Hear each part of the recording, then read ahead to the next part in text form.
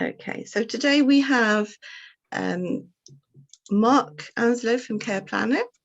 Mark will be explaining how you can implement digital processes. We then have Guy Armitage-Norton from Milsted Langdon and Laura Halliday, who are going to do a joint session. For Laura's from X-Ledger, and then we have Simon Darlington from WorkplaceIT.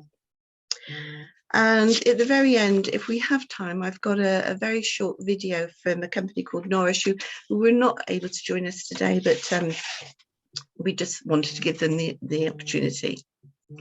So I'm going to stop talking, and I'm now going to hand you over to Mark. Are you ready, Mark? Are you good to go? Yes, I think so. Okay. Okay, my slides come up there. Yeah, perfect. Thank you. Lovely. Thank you very much, Karen. Thank you for the introduction, and thanks for organising. Thanks everyone for attending as well. Appreciate it is looking lovely and sunny outside, so I'll try and keep this as brief as possible. So, who am I? I am Operations Director at Care Planner. You may have heard of us. We are a care management and rostering platform focused on the social care sector, the home care sector in particular. Previous to operations, I ran the development teams for about 4 years, and before that was actually a developer. So I've got a little bit of understanding about digital systems and how they fit in and work with the social care sector in particular.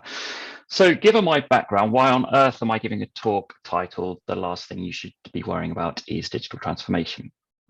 Is this just the conference equivalent of clickbait? Well, actually, I don't think it is, and I'm hopefully going to use the next 15 minutes or so to explain why I think that's the case. So let's take the two halves of this title then, worry and digital transformation. Let's talk about worry first. Let's get the bad news out of the way. So the reason I suggest that the last thing you should be worrying about is digital transformation is twofold. The first thing is, it would be patently ridiculous to suggest that the social care sector was facing a crisis based on a lack of digitization, a lack of funding, yes, a lack of applicants for social care jobs, yes, a lack of coherent policy direction, yes, but a lack of digital. I mean, for me, the issue is really put into context by an article that appeared in CMM magazine back in March, and it was titled "Finding Your Way: Home Care in a Pandemic." Fairly optimistic title, and a really great article. I do recommend it. But actually, the piece, which was written by Joanna Grant and Lynn James, two consultants to the sector, was in fact the most staggeringly eye-opening insight into the mental health challenges faced by registered managers at the moment. And there's a subheading in the piece called "The Fundamental Issue," and Grant and James write the following: "We're now at the stage where staff burnout is evident throughout the whole sector, with many care workers, nurses, and registered managers deciding to leave care for good." And they go on to observe that we're aware of a few providers who have lost care workers to retail and hospitality work because they would rather do this than continue to provide care. And then beyond staffing issues, they start to look at the crippling erosion of margins on local authority contracts, and they document the obvious real world effect of this. They write, "One provider told us that they've had to hand back a number of care packages to their local authority, having looked after specific clients for many years, and tears were shed by those receiving the news and by those who had to give it." And then worse still, they observe what happens when care providers actually stick with their local authority packages at the kind of barrel scraping rates that are available. And they found that some of these care providers have been put in a position where care is not optimal and potentially unsafe, as they have neither the time nor the staff to provide the right level of care, which has led to the provider having to speak with the funder as they need to hand back some care packages. So none of this, I suspect, will be any news to most of you, but it's deeply worrying nonetheless. If you're worrying about digital transformation ahead of this kind of stuff, then I'd suggest something's gone wrong with the old anxiety compass.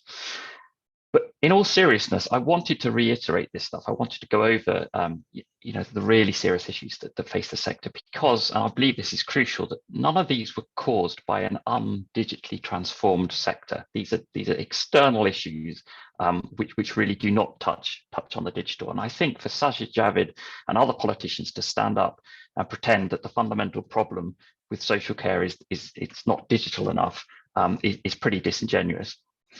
And whilst we're on the subject of Mr. Javid, here he is.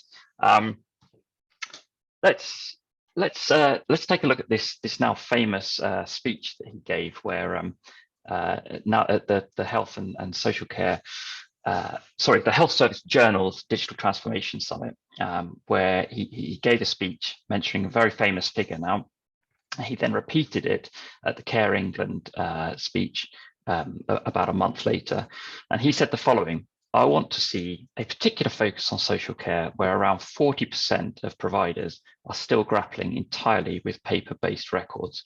I want all social care providers to adopt a digital record for social care. So 40%, that sounds like a lot, right? That sounds like a figure we should all be concerned about. So where did Mr. Javid get his figures from? Well, his speech isn't footnoted, not even on the official government website. But the same claim does appear in the Health and Social Care white paper, People at the Heart of Care, which you can see here. Only in this version, it's reported that only 40% of social care providers have electronic records. So it's a different statistic to the one he gave, although nonetheless concerning if it is true. Again, the footnotes are a bit sketchy here, but they seem to point towards a line in the Data Saves Lives policy paper, which says the following: approximately 30% of social care providers are partially digitized, with a further 30% still using entirely paper-based records. Different statistics again. So if we follow this increasingly murky digital paper trail, we find that the policy paper points towards some polling conducted by Ipsos Mori, Skills for Care, and the IPC on behalf of NHS Digital in December last year. Here's the screenshot of the website. And this is where it gets interesting. So Ipsos Mori's report, their write-up of their findings, 230 pages long, not including appendices. It's a real meaty piece of work. And technology used in social care is covered somewhere around page 146. And the key finding is this: most care providers, 69%, used a dual approach of digital paper systems to store and manage information. A quarter used mainly digital systems, and 5% continue to rely mainly on paper-based systems for managing information. So not 40% then. But the report gets more fascinating the more you delve into it. For a start, the researchers found that home care providers were more likely to use digital information services, while care homes were more likely to use paper-based systems. So all home care providers present, long eclipsed though you may be in terms of policy and attention, you can give yourselves a pat on the back at this point, because Ipsos Mori has found you're well ahead in terms of digitization. And there's also a really interesting quote that's given by one of the respondents for why care providers might continue to maintain non-digital records. And that's as a disaster recovery policy. So one respondent says, we have it, meaning their digital system, and it works well, but at first there were issues, and I still have notes of who is where, just in case we have any other problems. And I would suggest that's not really a flaw. Let's face it, no system remains online 100% of the time, not even Netflix and Google. Unfortunately, most of the time that means we just can't stream Bridgerton or search for car insurance. But when it comes to social care, system downtime costs at best people's well-being, at worst their health, or in terrible circumstances their lives. Having some sort of backup policy is, I would say, something to be proud about, not something to be embarrassed about. And then finally, in this Ipsos Mori research, we get to a chart that seems to show where Mr. Javid got his figures from. As you can see, it indicates that only 60% of care providers use digital care records or planning systems, meaning that 40% don't. But even this, which is supposedly, pretty clear cut, begins to crumble when you look into it. So, for example, if you look at this chart, you can see that they've broken out digital care rostering or care management systems and EMAR systems from digital care record and planning systems, whereas in the real world, we know that these are often single multi-purpose systems like ours, like many of our competitors in the marketplace. So it could well be that respondents simply ticked rostering system because that's how they used to describing their digital care management platform, didn't tick the rest, and unwittingly handed a politician a natty sounding soundbite that really bore no relation to their operational reality. And then similarly, the report goes on to say that 70% of home care providers are actually using digital care records, 76% are using rostering systems, and 53% are using EMAR. And I'd say all in all, for cash-strapped, heavily regulated small businesses or charities, I'd say that's a pretty impressive level of digitization all around. One last slide before I give your eyes and brains a break from Ipsos Mori data. And it comes from a home care provider who says, our back office is almost fully digitized and systems are interoperable, and we use Microsoft, its platforms and Teams to support remote working. And this, I think, is the nub of the digitization issue, because it genuinely reflects our experience of actually dealing with home care providers. They are not, as Sajid Javid seems to imply, in the digital dark ages, floundering around with notebooks and printouts and spurning technology at every turn. In fact, they often have a whole raft of digital systems in place that they use every day without even thinking about it. We're all on a Zoom call here. I think we probably all admit that WhatsApp and Microsoft Teams underpin the vast majority of professional communication, regardless of what our employers might like us to use. Yet few of us even think to mention them as tools of digital transformation these days. We just take them for granted. The pandemic has made them ubiquitous in all settings.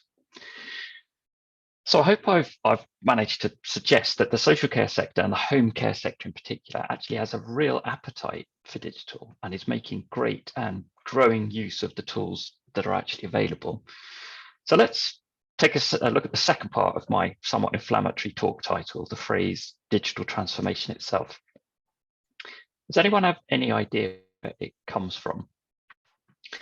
Well, thanks to Google, I can reveal that it was actually coined by the mega consultancy Capgemini back in 2011. And it's been described as a plan of action describing how a business must strategically reposition itself in the digital economy. And that, to me, explains everything that's wrong with applying the phrase to social care. It's news to no one here that social care largely doesn't operate within the digital economy. It operates within the real economy, the flesh and blood economy. It operates within that web of social interactions that make up our community and underpin our society. And social care organizations don't need to be digitally transformed by either the likes of me or tech quangos or ill-informed politicians. Instead, I think that what social care organizations need is clear and affordable choice. Registered managers or agency owners should be able to go to market and quickly come back with a short list of suitable care management systems. These should be easy to understand. They should be easy to use as well. They should be peer reviewed in the sense that they should be in regular use by other agencies. You should be able to go and talk to a customer who's using that system or gain some kind of third-party feedback. And they should be cost neutral in the sense that they should save more money than they cost. And then that's always a calculation worth doing when you're looking at plumbing for a digital system. In terms of red flags, if you're being bamboozled by jargon or shepherded into a lengthy contract or being charged for training or support, or heaven forfend, being pressured with Sajid Javid statistics, then you're being missold and the red flags should go up. There are plenty of other vendors out there, and I'd like to include ourselves in this, who do understand and more importantly, respect the sector in which we work and are as interested in the way that your agency functions and delivers its care as we are with proclaiming the benefits of our own software. So we've established that the social care sector actually has plenty of appetite for digital change. isn't in need of some top-down transformation, and that if you find the right vendor, acquiring digital systems for your organization needn't be worrisome. So what kind of technologies do fit in then to this evolving architecture of social care and digital? Well, my sales guys are going to hate me for saying this, but not all of them are sold by Care Planner. Whilst we believe that a robust and powerful rostering and care management system should sit at the heart of your digital provision, we're the first to admit that we don't do everything. In fact, we're pretty humble about that, actually. It's been one of the driving forces behind the development of our API, which allows other software packages to connect to Care Planner and read and write data from it. We've seen customers do some really clever stuff with this. So over the last year, we've seen customers integrate CRMs like Salesforce in order to manage protracted recruitment processes that can involve a lot of toing and froing between candidates and referees, background checks, that kind of thing. We've seen them integrate powerful finance backends like Xero and Sage to manage their bookkeeping, which can help deal with the multiplicity of different arrangements you might have with your local authority or the NHS or private payers. We've seen them integrate business intelligence systems like PowerBI and develop reports that are bespoke to their organization, focusing on their KPIs and their key metrics, which has allowed them to identify, for example, which clients are effectively subsidizing other clients based on cost to serve. And we're also seeing an increased uptick in interest in linking to payroll companies, financial services companies that are able to offer things like advanced payroll or invoice financing. And we've seen other customers still integrate our system with other point of care solutions that offer specific pieces of functionality like body maps, fluid intake monitoring, real specific metrics that can be collected on the front line. And remember that all of this is happening in what Sajid Javid suggested was some kind of Luddite enclave of digital naysayers, which it just clearly isn't. And in all of these integrations, we've seen Care Planner as part of a hub and spoke model. We don't presuppose or prejudge what other technology solutions the care agency might want to use. We're not Capgemini, we're not a consultancy. We've been here to act as an advisor on how best to leverage those parts of Care Planner that are useful to you and how those parts might integrate with other more specialized systems. And this isn't just a business strategy for us. If anything, we've seen the trend of systems integration across social care continuing to grow apace. And indeed, I think the thrust of what I think Sajid Javid was trying to say is that social care needs better access to records and data that the NHS takes for granted. Summary care records being the obvious solution, the obvious example. NHS mail fast becoming the de facto method of formal communication in health and social care. And we can only speculate on what social prescribing facilities might be opened up when integrated care systems finally become an operating reality. So next time someone talks to you about digital transformation in the social care sector, you can tell them that you're not looking for transformation, but information. You can say that your staff don't want revolution, just an efficient evolution of existing practices, and that your service users don't want their care digitized just to be delivered by consistent, friendly faces. And if we can crack that, then we'll have done our job without a transformation in sight. So thank you very much for your time. I hope I've kept that relatively brief. Very happy to answer any questions that have popped up in the chat. Or that Karen has seen come in. Thank you, Mark. There's no questions in the chat at the moment. Does anybody have any questions that you'd like to pose to Mark now? I think that was it's quite interesting, Mark. I work quite closely with something called the Digital Social Care Protection Toolkit, and I know a lot of homes are struggling with digital. Bethany says, thanks, Mark. That was very interesting. I found it quite interesting as well. And it's quite true. I understand. Oh, somebody's joining us. Gosh, better late than never. Yeah, I mean, it was an interesting talk to put together, actually, because I think there is this narrative that's being created now around if social care can just become more digital, everything's going to get better, and it's in danger of being yet another one of those kind of politicians jangling the set of keys to kind of distract us from to the real organizational pressures.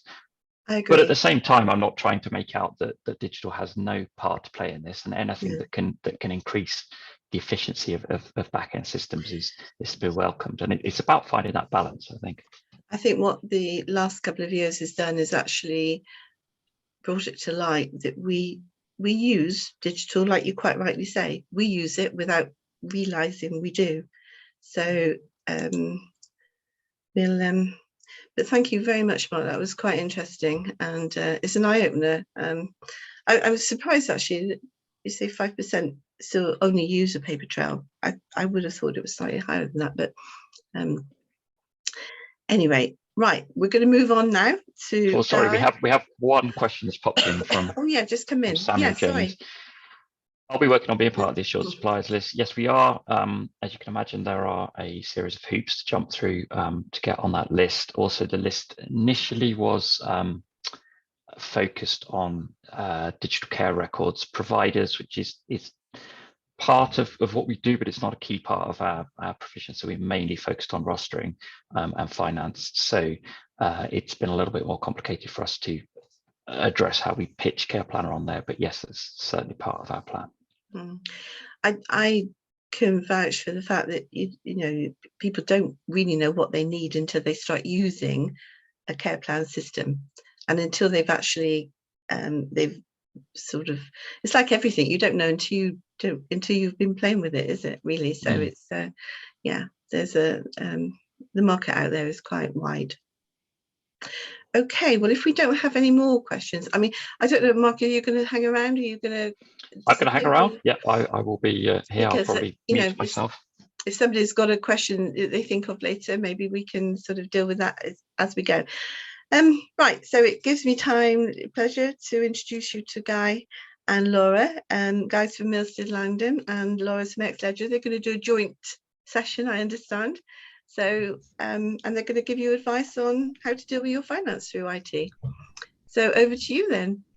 Thanks, Karen. Thank you. Great, thanks, Karen. Let me just share slides.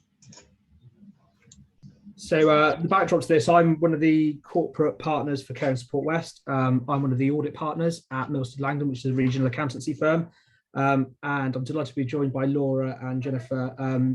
Rather than a boring accountant tell you about cloud software, I thought it'd be great to have Laura on board and join me to talk about Xledger, just because it really is at the cutting edge and it kind of gives you a flavour for a firm that are kind of really looking at automation, cloud software. My clients, me, see the benefit of it, but someone that's kind of breathing and kind of at the forefront of that technology I thought would be slightly more interesting than just be talking about compliance and something. So yeah, that's the backdrop to the dual presentation there. Excellent, thank you very much, Guy. Are you going to go through your first section that we have here? I just counter through mine. Yeah, so in terms of cloud accounting, I mean, I think anyone that's probably used accountancy and finance software in the past probably knows. I mean, the classic example is, 10 years ago you would have bought a copy of Sage, put the CD drive into the laptop, and off you go, and you would have kept it there until the computer died. And as we all now know, current technology doesn't really have that facility to kind of even run CDs. So cloud account software is similar to traditional accountancy software, except it's kind of in the cloud. So I think probably the best slide next is the next one, or if that's all right, Laura. So the idea is, like I said, in the past you'd have this laptop that would run the software. Now with cloud accounting software, you can have multiple people accessing the data live. So there's several pros and cons to this. And I'll quickly canter through these, and then I think, Laura, you can probably bring it a bit to life from my perspective, I think. So in terms of accessibility, like I said, you can access that data anywhere. So if you're planning to take an extended vacation, if you're unwell, it means you don't have to drag yourself into the office, and it really does kind of enable you to work remotely anywhere in the world. I think for me, that accessibility and that internet connection, I think ties in with where sort of the compliance is going. So I know care homes haven't necessarily been impacted by making tax digital for VAT, but there is legislation that will start to bring in. So any businesses that sort of are generating profits and are subject to corporation tax will be caught by MTD. Cloud software has that direct link with HMRC. So your reporting can be done quicker, more efficiently. It links up to the bank, etc. So you get all the benefits of AI and automation. Security wise, again, it means you're not at the whim of someone, potentially stealing your laptop in very basic terms. The data is stored in the cloud, meaning everything can be pulled off at any point. It's backed up regularly. There's no, oh, I failed to back it up and I've lost a week's worth of data. Everything is seamless, provided you've got the internet connection. And then costs. I mean, typically, software can be quite expensive, but what you do see is the benefit in terms of reducing headcount or being able to use those staff in more efficient ways and in better ways. So a typical example for cloud accounting is, you've got your software, it ties and directly links to the bank. The bank will start to, literally take the data over from the bank, suck it into the software. And from there, rather than having to manually key in the entries, you can then start to just basically click and approve certain things in terms of whether they're allocated or payments to be made. So yeah, what we see is it frees staff up to do fun, more interesting things and drive our clients forward in terms of their businesses. Obviously the cons, I mean, data wise, if you don't have internet connection, you're gonna struggle with it, but in the 21st century, that's not really an issue. And yeah, cost, like I said, while there's a saving cost typically we see with our clients in terms of staffing, software isn't free. There can be monthly costs, costs of getting the software set up. So it's about taking that longer view with where your organizations are going and the benefits that can potentially bring. So Laura, I think if that's okay, I'll leave it with you to kind of maybe put a bit more colour to this.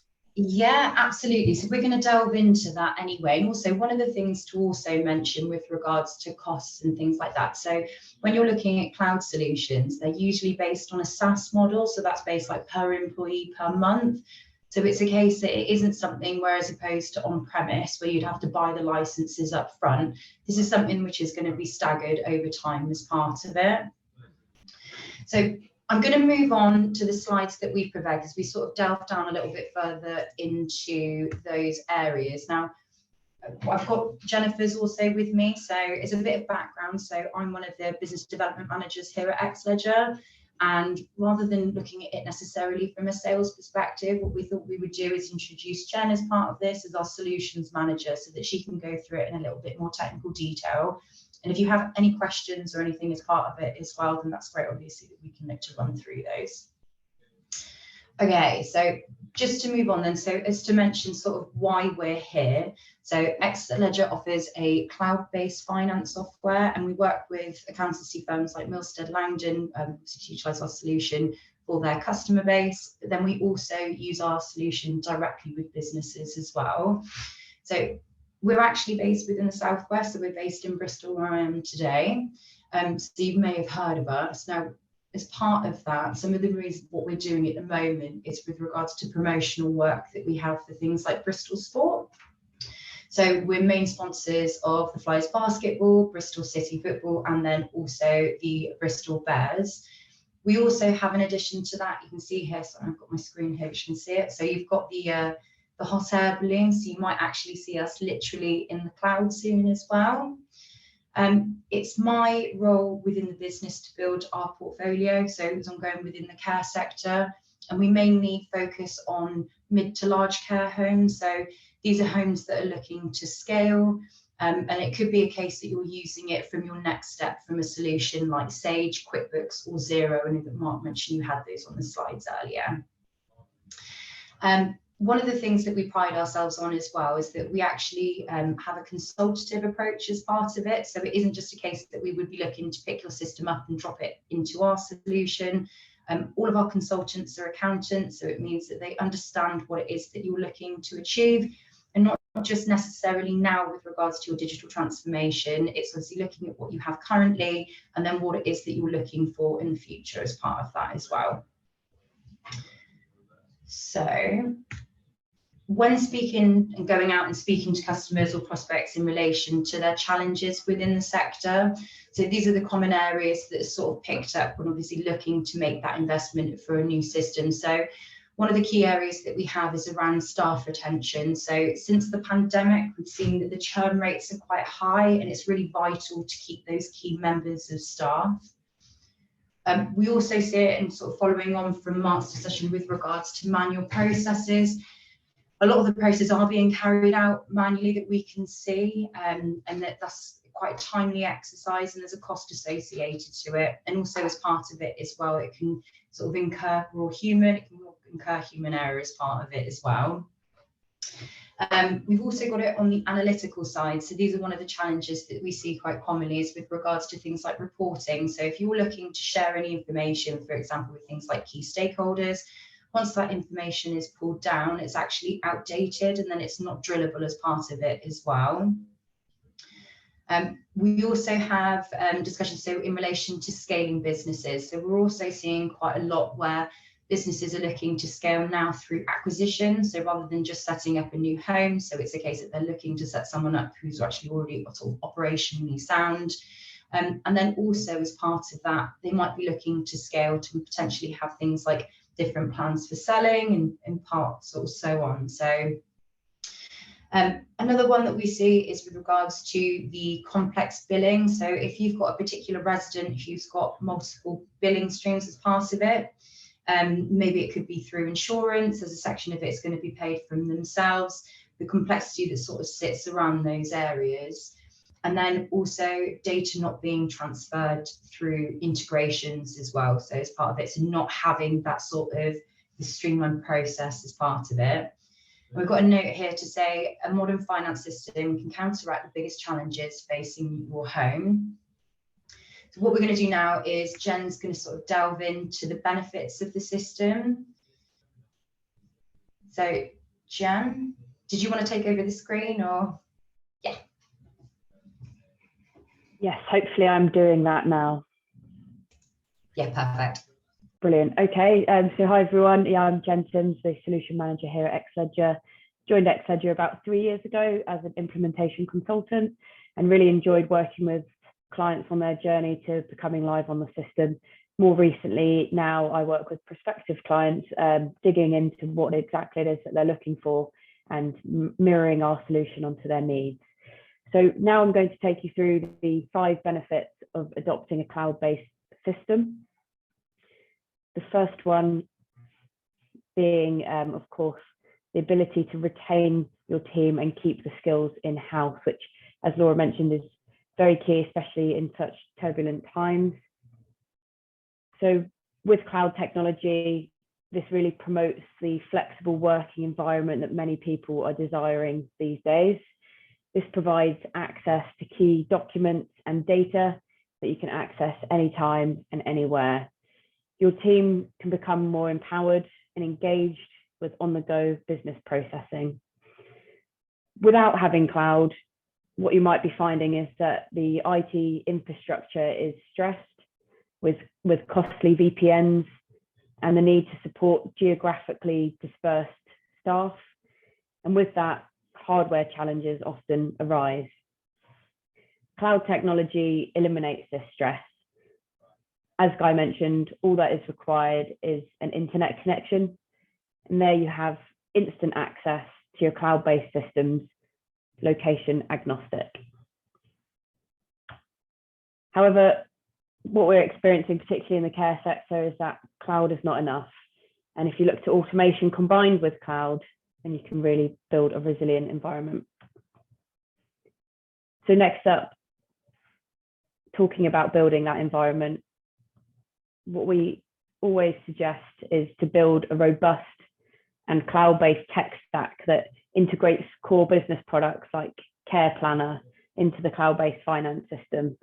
And what this gives you is the ability to have a real-time data exchange, which means that you can have effective care management and financial planning. My advice is always to look for cloud-based systems that are ready for integrations, of course, with open API. Modern cloud-based technology also seeks to automate key processes such as purchase to pay with built-in tools like OCR and AI, which ultimately speeds up the processing, which in turn means strong supply chain management and happy suppliers. Cloud-based systems that are user-friendly and engaging across various access rights usually are the most successful in terms of uptake across an organization. And I've just mentioned there how it's important how user-friendly a system is, and that really is important for when it comes to empowering your teams. A self-sufficient finance team means a more focused workforce, and with the cloud, there's plenty of possibilities. You can benefit from updates on demand and always being on the latest version of the product. That's one of the strongest things about being in the cloud, is that the technology is always evolving and you're always on the latest version. You don't have to install costly updates yourself. Cloud tech's also designed to scale with you and reduce the reliance on IT specialists across the organization. For example, if we look at just the finance function, the simplicity of adding new codes, whether that's for projects, properties, or potential acquisitions of additional businesses, you can have that skill in-house within your finance team on cloud software, rather than having to speak to specialists every step of the move. So when your team and your tech are aligned, you're ultimately ready for the next big move. And what we're finding is that finance teams become empowered with cloud-based technology. So what's next? We don't just need to empower the finance team though. We want to be empowering stakeholders and our budget holders. One of the biggest drivers for organizations to go to the cloud that I've personally experienced is the ability to provide these key stakeholders with self-service, real-time, drill-down reporting visibility, and putting the data into the hands of the people that need it to make the decisions and drive the business forward. Cloud technology is designed to enable this with available and an accessible platform. All of these activities can only happen when our finance team can process efficiently. But when they can, it allows our teams to focus on other activities that add real value.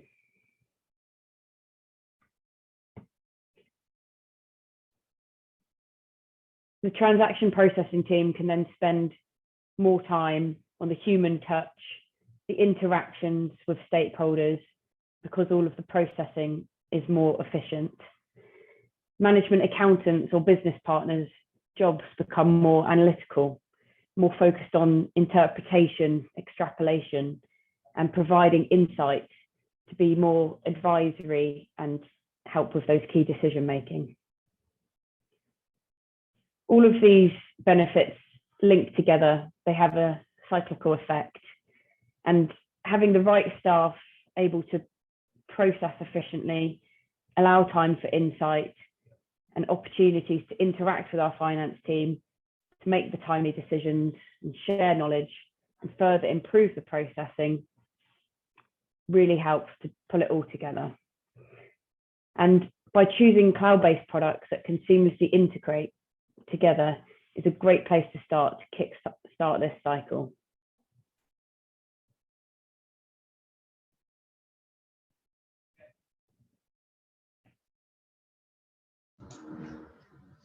Great stuff. Thanks, Jen.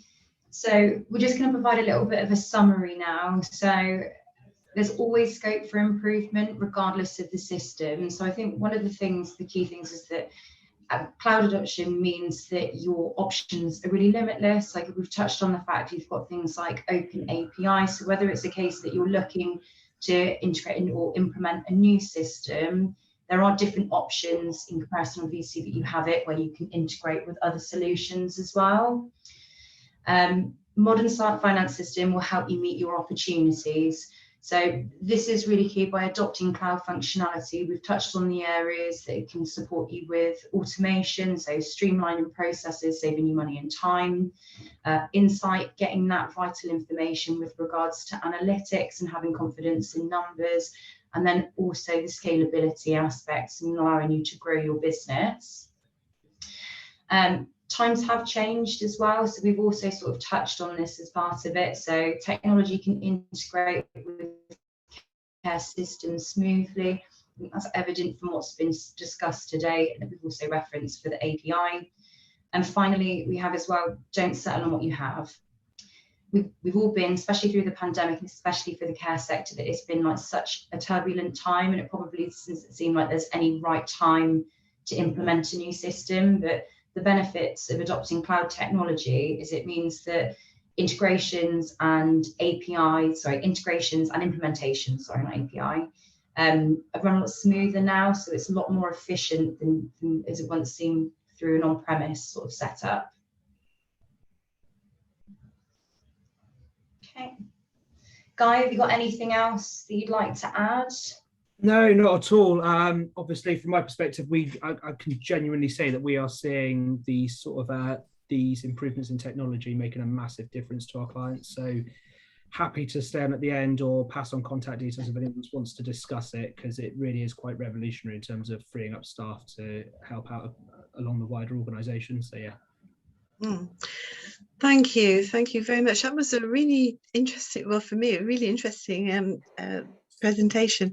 I've written down giving staff the tools. I've written that down. Give staff the tools to do the job, and it makes a big difference, doesn't it? If you can get your hands on information quickly and correct information, up-to-date information, that is what it's all about.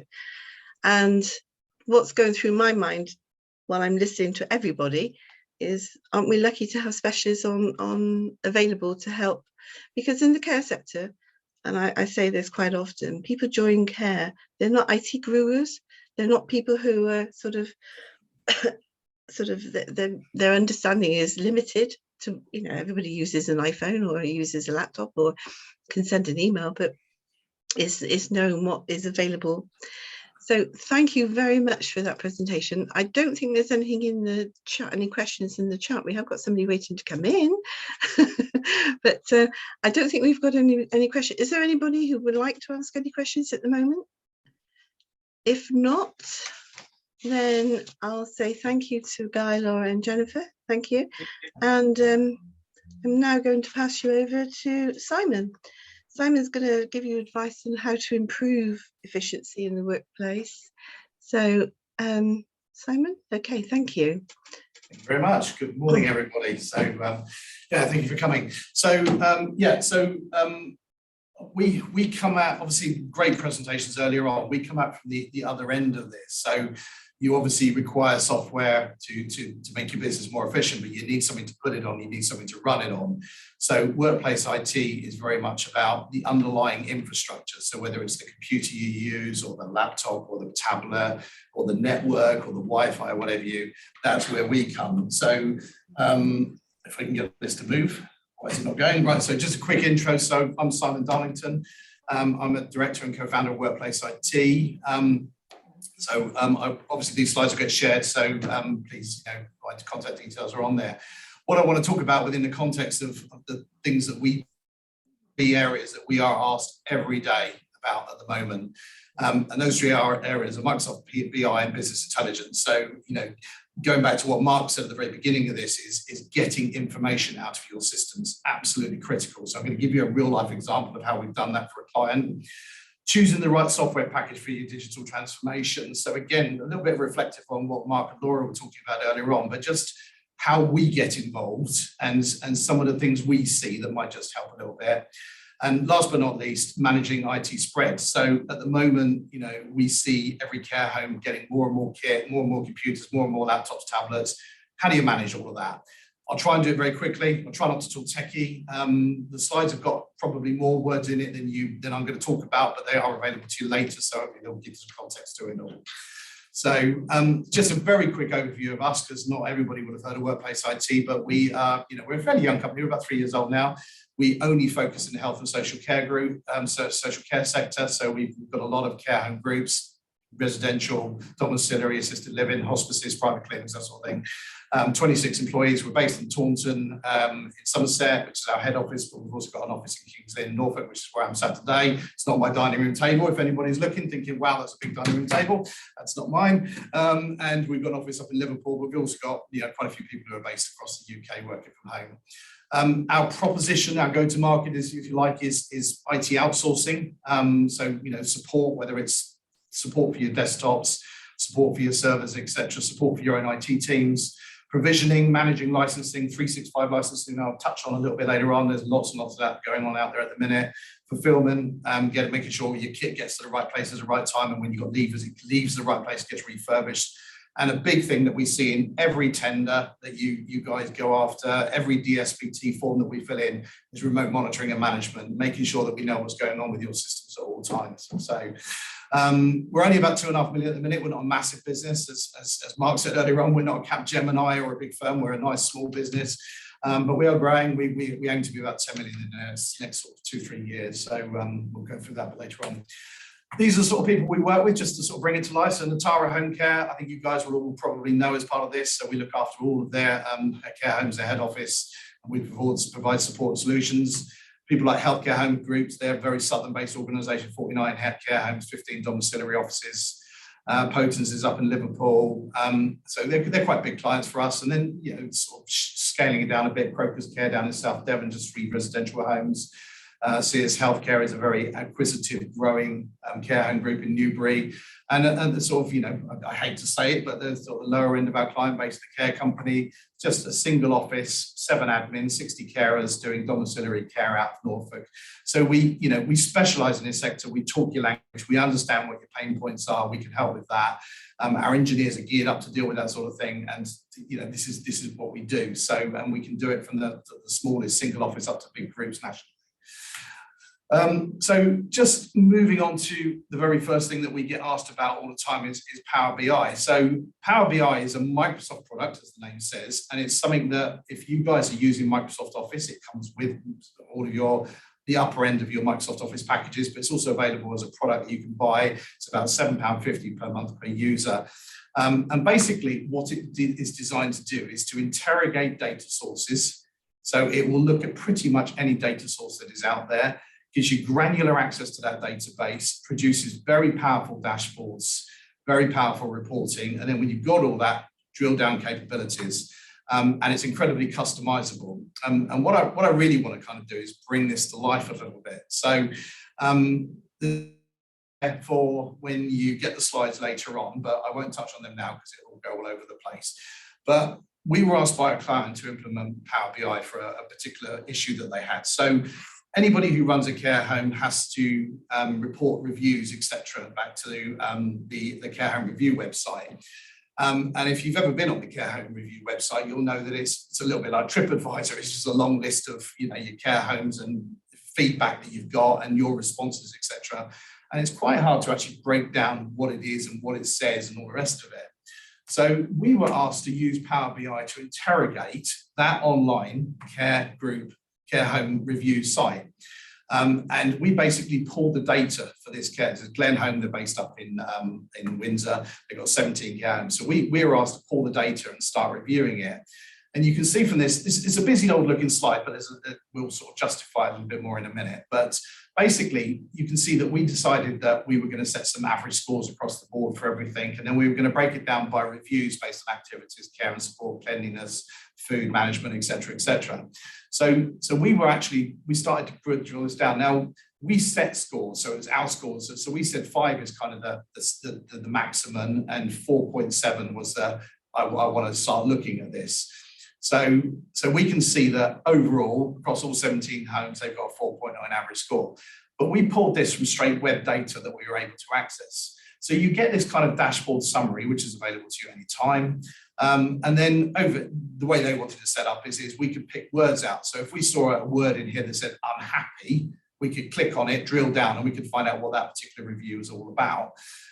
It's the way that these particular guys wanted it. So, and then so So we have this ability to grab this data and just effectively dashboard it all so you can see what's going on. So this is a lot easier to comprehend than looking at, lists and lists of reviews online and trying to work out what's good and what's bad.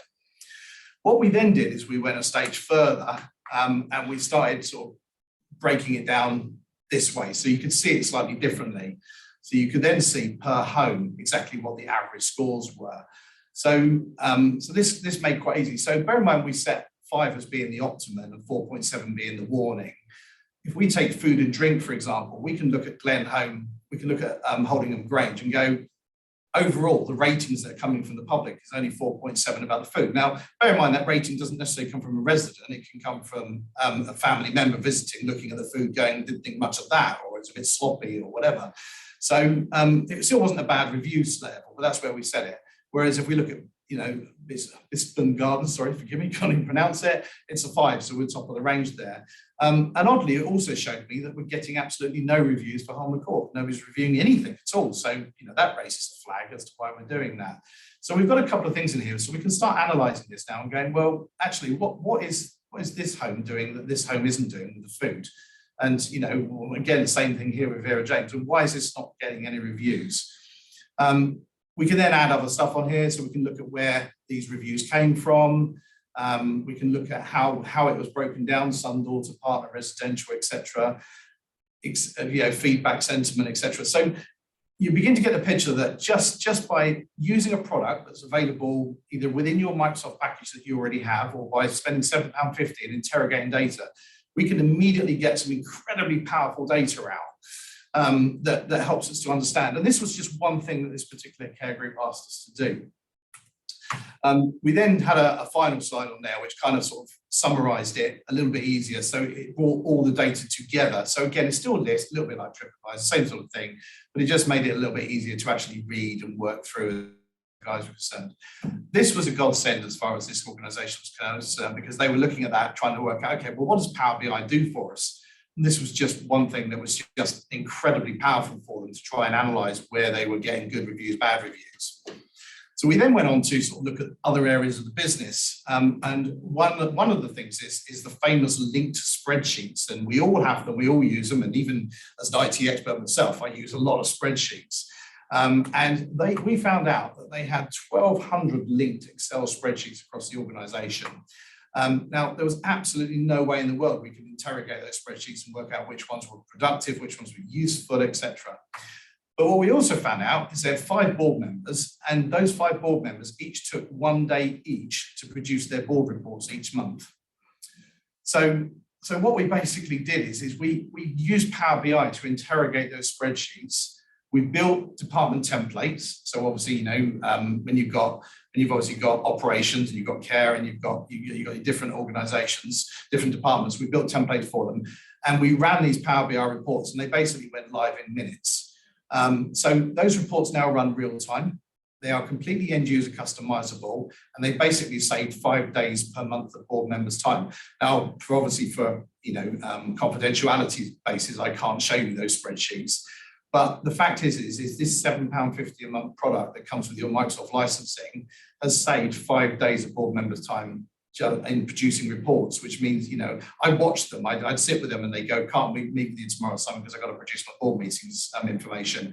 And it was stressful every single month. And now it's real time and they can, they've got to analyze it. They've got to find out what's going on, etc. So don't get me wrong, there is an element of work to be done, but this underlying infrastructure gives them the ability to go and look at all that sort of thing. So Power BI is an incredibly powerful solution that we are asked for day in, day out by organizations. The big thing about it is trying to understand where you can best get the value out of it in your organization. It's not something you can go, right, I bought it and it's gonna save the world and it's gonna make me more efficient. We need to be looking at areas where you're spending a lot of time in, looking at data or interrogating data, or you need better information. And I think that earlier example of better information from the online feedback that you get is absolutely classic of where this has brought about efficiency. And for them, we just ended up focusing on the food, as we said earlier on, in the particular care homes. And they started asking the chef in the care home where they got the 5-star review, is what are you doing differently to the other 2 homes? And we all know that if I'm going to put my mum and dad into a care home, one of the things I want to look at is quality of food as much as it is care and the relationship that they're going to have. So so it worked really well for them. So that's one big area that we get asked an awful lot of from our organisations, and it's something we can help with if you want us to, or we can help you with the 365 licensing, and then you guys can go and play with it and connect it up to your own data sources. Just so you know, we connect up to just about anything. So whether you're using Civica Cold Harbor, whether you're using Access Advanced, whether you're using Xero, Pegasus, doesn't really matter what the product is, we can connect into it. We've been connected into, we can connect into Care Planner, we can connect into Care Control, all those sort of products that you may be using out there. We can connect into those and we can grab data and produce these dashboards. So incredibly, incredibly powerful and very, very customizable. Second area we get asked for is choosing the right software. And I think this plays very much into what Laura and Mark was saying earlier on, is, there is, and Karen was saying earlier on, there is a lot of products out there and you need to make sure it's right for you as an organization. And it's something as the IT outsource partner we get involved with all the time. We very often get asked to come and sit with our clients and go, can you help us to choose this software? But I'll give you an example of something, and forgive the words on here, I won't read them all out, I absolutely promise, but I'll give you an example of something that went really, really pear-shaped. Is one of our clients, no, I won't name who they are, but they decided to buy a piece of signing in software that needed a 20k investment and a 15k annual renewal. They did absolutely no needs analysis. They just listened to the salesman and thought, what a great product, bought it, and it sat in its box for a year. So the first 20k has gone straight out the window. The thing that focused the mind for this organisation was when the 15k annual renewal came through the door and they went, right, I've got to pay 15k, and everybody went, but it's still sat in a box. So they started looking at the product and then realised there'd been no needs analysis, no understanding of what they were actually trying to achieve. So I think just to kind of sort of summarise is when you're choosing a bit of software for your business, before you contact the salesman and the companies, etc., try to understand what it is you actually need as a business. So talk to your team about what they need and ask your team maybe what they've been using in the past. There's a big attrition in our sector, and very often, they work for companies where they go, oh, this wasn't great as a bit of software, but this was good as a bit of software. See, there's a lot of internal knowledge you guys can use. We always recommend running an internal process workshop. Get on a whiteboard and work through all the stages you go through that you're going to do. And it's amazing what it brings up. Is it helps you to define what it is you need from a bit of software, but it also helps to identify where some gaps are that you may not be able to solve with this software, or you may be able to solve with your existing software. You don't know that, so try and figure that one out. Ask for a 30-day trial download so you can actually play with it in your own time. Review the options. So look at the software against that need. So you've done your workshops, you created your needs, you understand what it is you're doing. So go and look at the software. Don't fall for the shiny sales pitch. Every salesman is going to sit there and tell you their product does everything you need it to do. You need to do a high depth review, narrow it down, and then basically do in-depth workshops. And I know that takes a lot of time and a lot of investment, guys, but it doesn't matter what industry you have. In the IT industry, we've invested significant money in a system to run our business. And it took a year to go live, but we did an awful lot of work behind that to make sure that we had the right products in the right place. It's the same for the social care sector, is do the high level reviews, narrow it down and make sure that you get the right, you go into sort of exactly what it's going to do for you. Make sure you understand, when you get down to sort of filtering down which software products you're going to go for, make sure you understand what their roadmap is. Does it fit your roadmap? So if you're a fairly static care group and you're only going to grow by maybe, you're not planning to grow, or you maybe want to grow by 1 or 2 care homes, is that software right for you? If you're like our client Sears up in Newbury, they're planning to really, really grow quickly. Is this software going to fit your needs in 3 years' time when you've suddenly gone from 3 to 50 care homes? That's the sort of thing you need to be looking at, is does the roadmap for them fit your roadmap, and is it the right product? And also understand things like pricing support and change costs. So, obviously, I think Laura was alluding earlier on to the fact that everything has a cost per person price, and that's the way cloud is going. That's all fine, but very often there's consultancy to design what it is you want. There's deployment charges, which are one-offs. And if you want a new report produced that you haven't got, there's change costs as well. So you need to understand what they are. And at the bottom of that one, I've just put ask your IT partners to support you. So we're not there to tell you which product to go for, but we can help you with some of the terminology and the language that comes out in these meetings. Obviously use references. How many companies I deal with where they go and buy a great product and they've never taken out a reference on it? You know, go and ask who's using it around you. And I know this is obvious stuff, guys, but we see it day in, day out. So, you know, I just kind of want to reiterate that it's worth asking for references. It's worth finding out if there's any other care groups around you that are using it, and they can help you just to understand what's good and bad. Champions. So when you're actually starting, you know, you've made your choice, you've reviewed your software.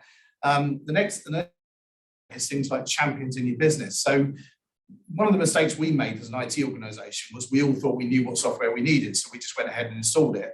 And actually what we need is people in all the departments across our business to champion it. So whether it's accounts or whether it's sales or whether it's technical, we need somebody in there who's helping us to deliver it. And it's the same across care groups. Make sure somebody in your business is really, you know, the champion for this, and make sure that they're going to get it out there. And, you know, coming back to what Laura was saying, even if you're buying a finance system, it has an impact right across your business, even though finance may be the people using it. So make sure you've got champions across that business. Understand how your team are going to react to change. I have never in my 30 years, and I know I don't know that old, guys, but there you go. But I've never in my 30 years of doing this job ever seen a piece of software go in where half the staff have gone, I hate it, on the first couple of weeks. You know, it takes time for these things to sink in. So make sure your team are fully prepped and understand what's going on, and set expectations that it won't be ready on day one. It won't be right on day one, but you get used to it. Everybody gets used to it. You know, we all used Windows XP a lot of us used Windows XP a few years ago, and none of us ever wanted to change. But you look at that compared to Windows 10 and Windows 11 these days, it's completely different. It looks different. We all use it. But when it came out, we hated it. Nobody wanted to touch it. Think about the deployment. Who's going to do the deployment of this software? So is that going to be you guys? Is that going to be a consultancy company? Who is it? So who's going to deploy it?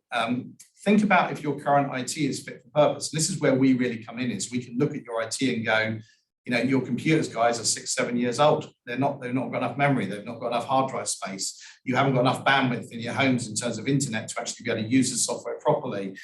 We can look at all that stuff and make sure that your current IT is fit for purpose for this software. Last thing you want to do is buy a great shiny bit of software, the best thing on the planet, to find out that the user down in the deepest care home in Cornwall who's got no internet can't actually use it, because they will spread the word that it's rubbish and it will fall apart. So make sure everything is working fine. Work out how you're going to train people. So, and how long that's all going to take.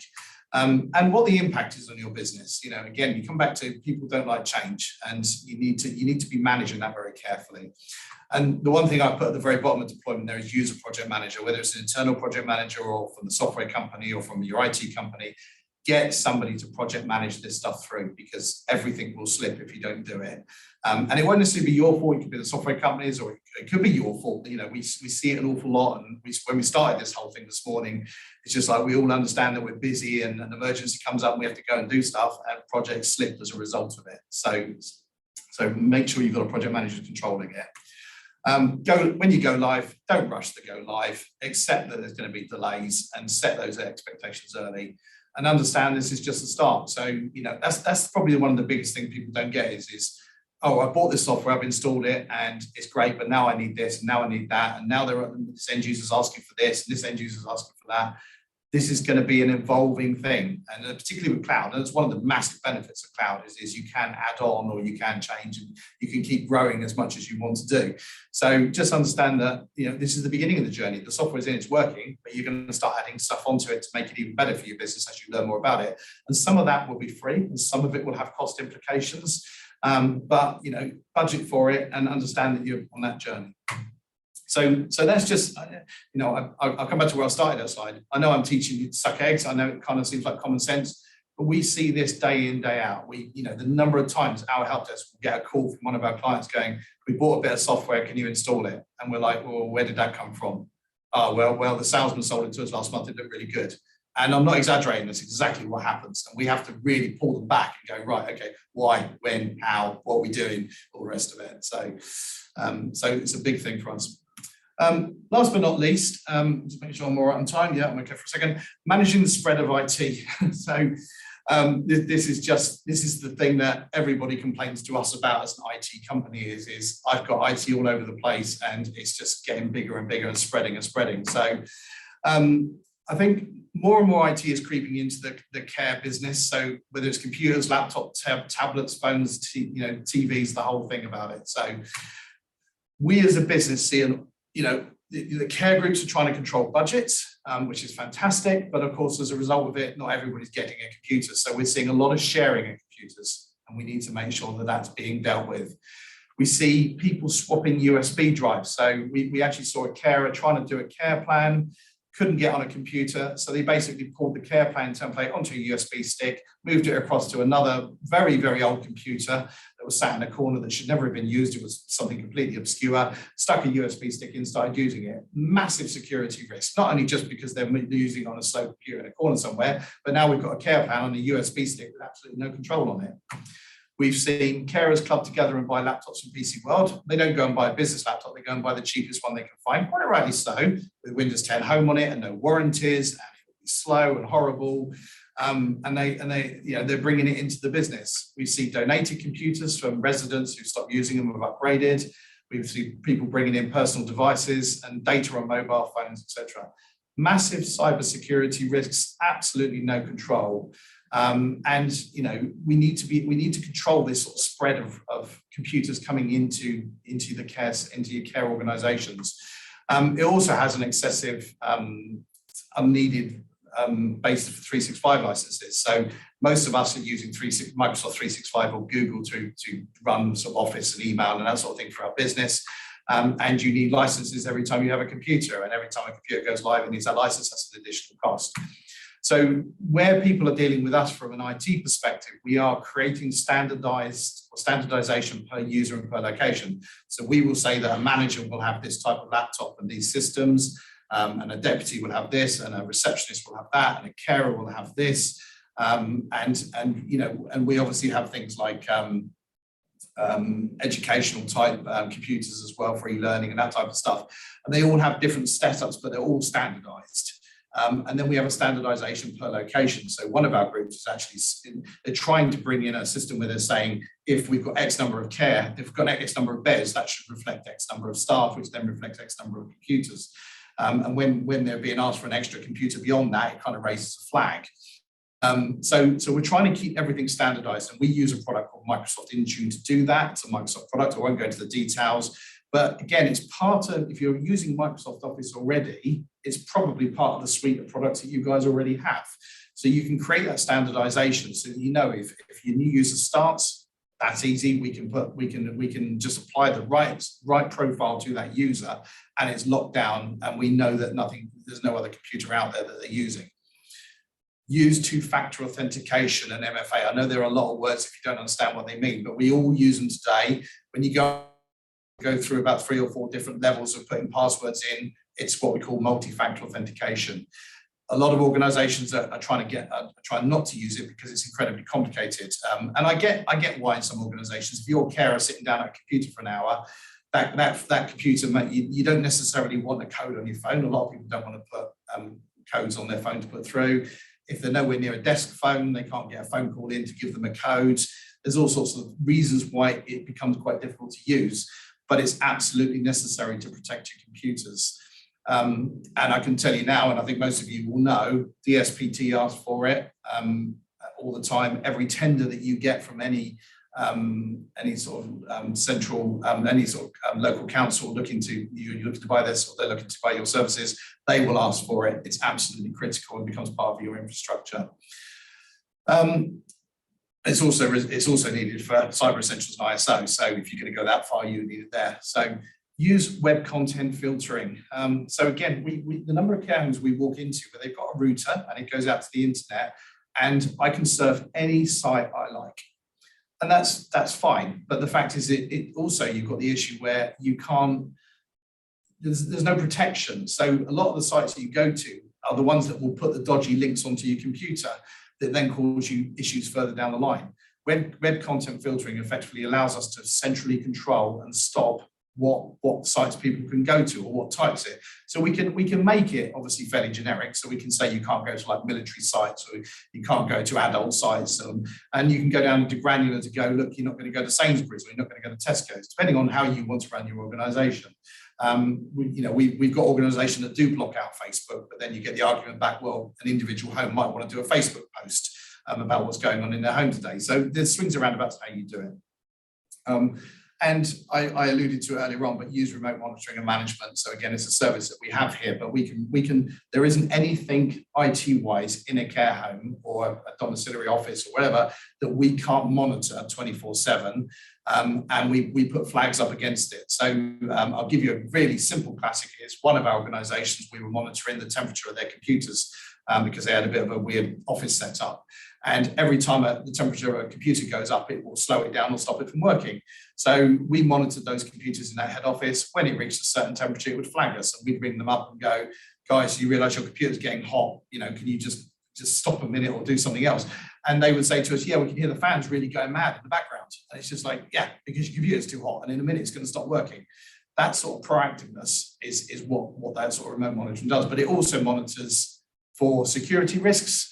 And it also monitors for things like if somebody's clicked on a link and it downloads, shall I say, a dodgy link onto your computer, you may not know it's happened, but our remote monitoring system should pick that up. So, and then managing your solutions. So you've got all this IT out here, you've got your security, etc. But you need to be able to manage that. So we call it build the roadmap to replace legacy systems. Traditionally, it's been, the social care sector from an IT perspective has been quite underinvested in. Every care home I walk into, I'll find a computer that's at least 8 to 10 years old.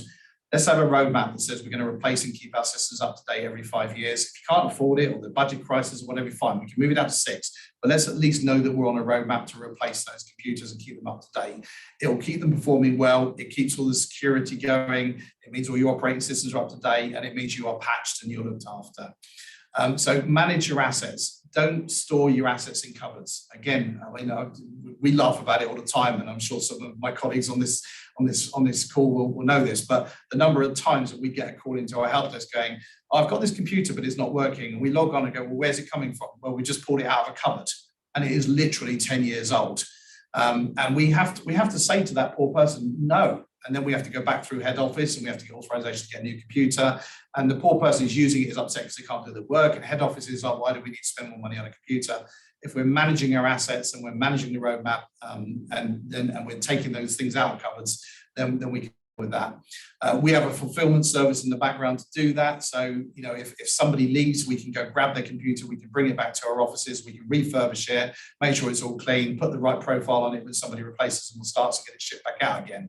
So there are services to do that. User provisioning service to manage licensing. One of the massive issues any company faces, whether it's social care or finance or anybody else, is managing Microsoft 365 licenses. Because of the high attrition rates that we suffer in our sector, we see an awful lot of licenses still being paid for that are no longer needed because people have left and they've just got to bought new ones. So again, we have a service here that will help you to manage those 365 licenses and make sure that you're not paying for things you shouldn't be paying for. And last but not least, I'm going to put on there, invest in IT and security training for your people. Now, I know every person on this planet will tell you to do that. And I didn't want to make this spreadsheet too much about security, but I do want to kind of finish on the security note. And I put it across the middle there. Remember, as good as your IT is, it's often the internal processes that let you down. So I've got a client who's got amazing security. They spend an absolute fortune on it. And we have the debate with them every day is you can spend £1 billion a year on your IT security and somebody will still get through.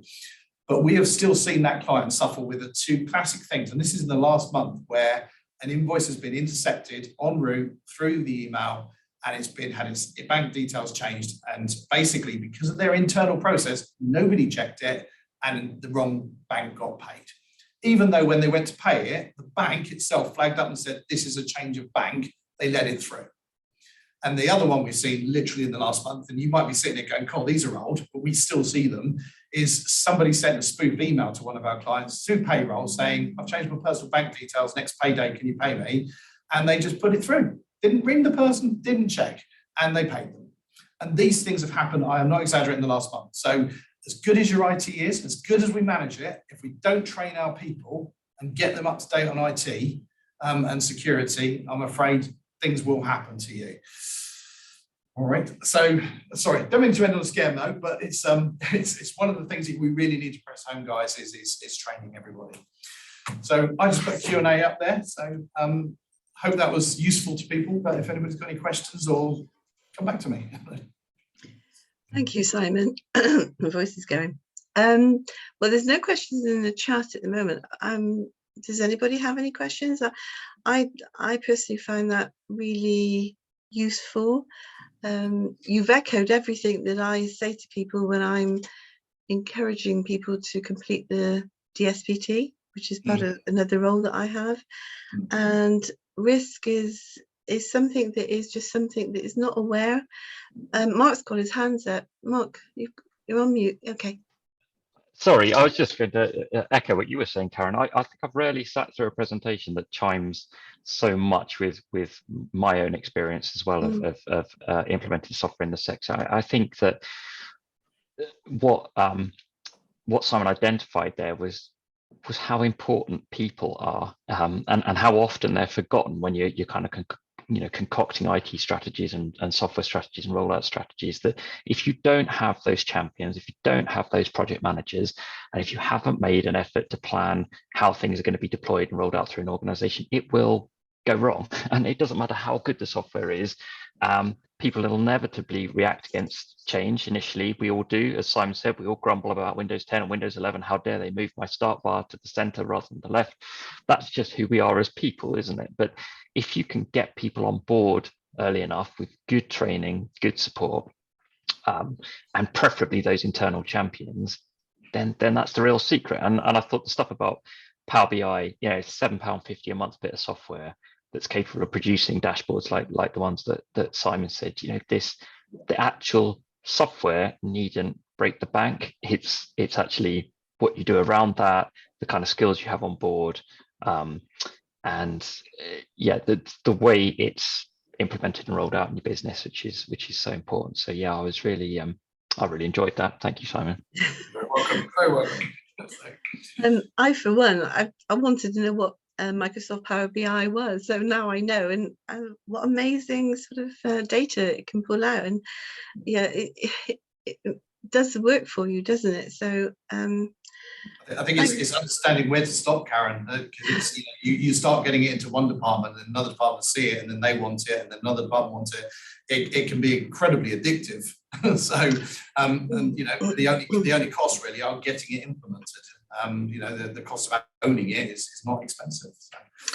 I mean, we all sort of bulk it doing surveys and things, but I know sort of feedback is hugely important for any business, good and bad. Yes. I always say to people, if you do a survey and you get bad feedback, act on it, do something with it, because if you don't, then what's the point of running out that survey? But if you've got, I'm a picture person, and when you can see something so sort of obvious in front of you, I mean, I went straight to the 3.33 and I thought anyway, thank you so much. I hope everybody who's joined us today has found this quite an enlightening and useful presentation. As I said earlier, we had another company, Nourish Care, who was unable to join us. We invited them to join because their product is also very similar and in line. What I'm going to do is I'll put the recording of today's session and Nourish's few slides on.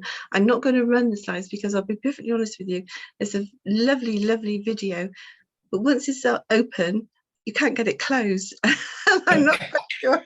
So not being a techie bod like you guys, I'm afraid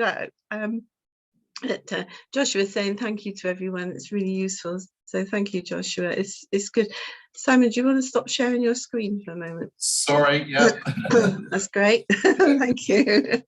So no, I really do appreciate, as I say, I do a lot of work with the DSPT, and everything all of you have echoed today I know is useful, is so useful. And the questions people ask are, well, how do I know which care plan to go for, and what do I know, what do I need to know? And basically what you've got is fantastic, and we'll put all of this up onto our care and support website resource page for members. And if you're not a member, you need to be able to see the resource page, but yeah, it's been brilliant. So thank you so much to all our presenters for today, taking the time, because I know you put a lot of time and energy in preparing for these presentations. I'm just only sorry that not so many people joined us, although we did have 18 at one point, so I think that's pretty good. So so is that, before we close, does anybody have anything else that they'd like to add? Or oh, Annabelle's saying thank you for useful presentation. So everybody's agreeing with me, so thank you so much. Leave you all to have a lovely day, and hope to see you soon. I don't know if anybody's joining Care and Support West at the conference. I don't know if any of you got stands, but it's promising to be a really good conference. I think we've got 250 people registered to attend. So people are really keen to get out and sort of talk to people. So I think it should promise. And then we've got an award ceremony back in, it's going to be in October, and we've had, so I think from top of my head, I think there was something like 170 nominations, and I think we've got something like 50 finalists that are going to be awarded. So all doing some great stuff in the care sector. So life goes on, as they say. Thank you, guys. I really appreciate your time today. And I can say goodbye and stop recording. Thanks, Karen. Cheers.